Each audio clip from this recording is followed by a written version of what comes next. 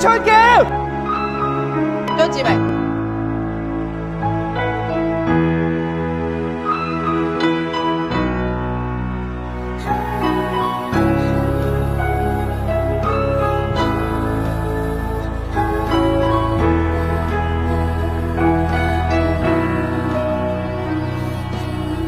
有個女仔令我思想變得大個，當初我幼稚行為對你犯下大錯。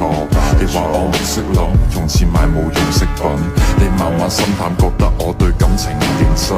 要知道男人係天生要小朋友，小朋友弱點會忽略另一半感受。